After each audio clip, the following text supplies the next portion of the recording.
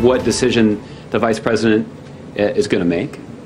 The president has indicated his view that the decision that he made, I guess 7 years ago now, to add Joe Biden to the ticket as his running mate was the smartest decision that he had ever made in politics.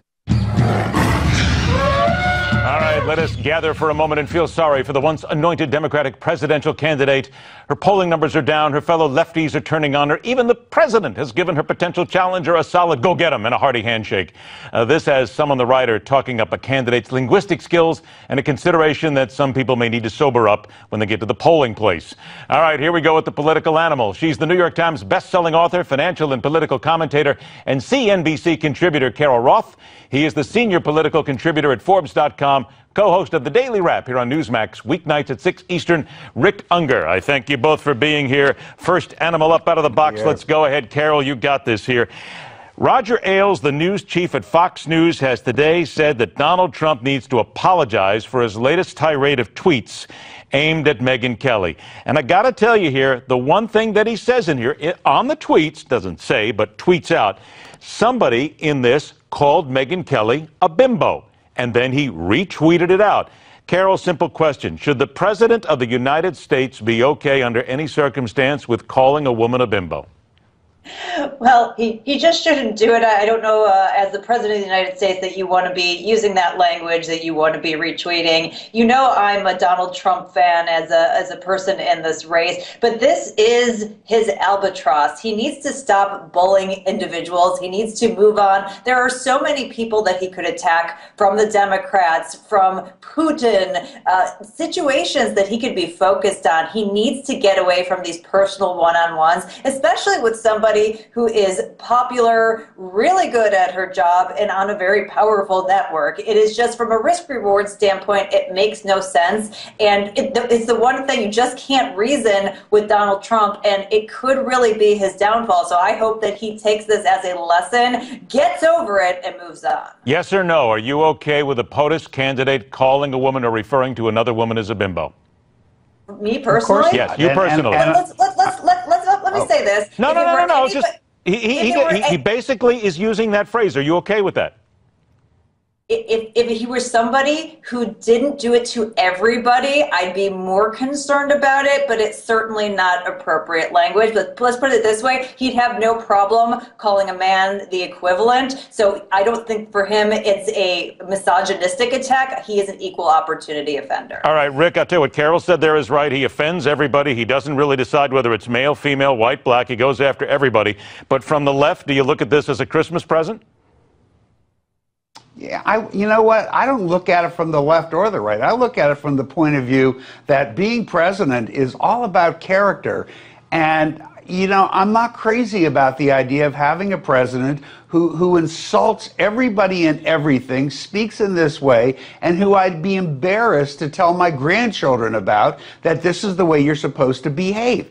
When my kids were little, if they talked this way, it wasn't about political correctness, but they'd be in trouble. You didn't talk about people that way or to people that way. And here you've got a man who wants to be president of the United States, and this is the way he seems to think he's going to get there. And maybe he is, which, you know, I always find myself asking the question, what does it say about us that it is this kind of behavior that seems to be getting so many people excited?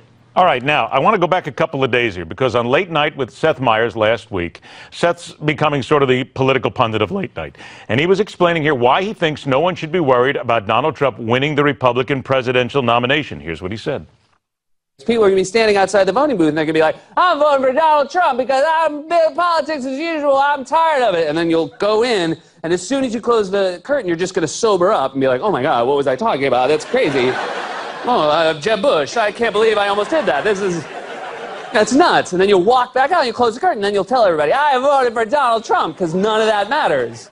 Carol, I got to tell you, it's funny, but I don't see it that way, because the people out there, like yourself and many others who are behind Donald Trump, they're behind him for so many reasons other than this. I don't see this as an instance whatsoever. I do see a lot of people following him right now who will follow him right into that that booth, and they will cast the ballot, and they will feel happy about it, yes? And where it stands today, if it were today, I would be one of those people, because I think that actions speak louder than words. I think that the current state of the government needs a shakeup, and I really see this as the only option to be able to do that. So I don't think that people are saying one thing and going to act a different way. I think people are going to act on their frustration. Donald Trump is a living symbol of the frustration of the American people with politics as usual and political theater. I got to jam two things in here very quickly. I only got a minute left. Rick, to you. Rasmussen Reports poll is out. 46% of likely U.S. voters think Hillary Clinton should suspend her campaign until all these legal questions are answered about the email. You agree or disagree with that? Well, it's not, unfortunately, that's not a realistic option. Either she drops out or she goes forward. Suspending the campaign for what would be another 4 to 5 months, I suspect, while the FBI does their investigation just wouldn't make any sense. You either stay in or you get out. All right. And to you then, Carol, I ask the same question because this comes as the president has apparently given Joe Biden his blessing for a 2016 presidential run. This would seem to be, again, a little working in the White House to see if they can take out Hillary Clinton. There's the conspiracy theorists. She is so toast. She could be a spokesperson for the Wonder Bread Company. She should just suspend, drop out whatever kind words you wanted to use it, and save some face. And maybe she can create some sort of a deal and avoid jail time. That is her best option, and she should take it now. There it is. We've all talked about it, and it's going to be the next cap out there. Wonder Bread. Somebody will be sending it to Hillary Clinton very soon, and it'll make all kinds of tweets. Carol Roth, Rick Ungar, two of my favorite people. Always a pleasure to have you on the show. Thanks so much for joining us. And I mentioned caps. By the way, people like Carol, they are still Trump fans. You want one of those caps? Go online or call 1-800-933-8396, newsmax.com/Trump cap for the free offer. Not an endorsement of the campaign, a chance for you to show your devotion to Donald Trump.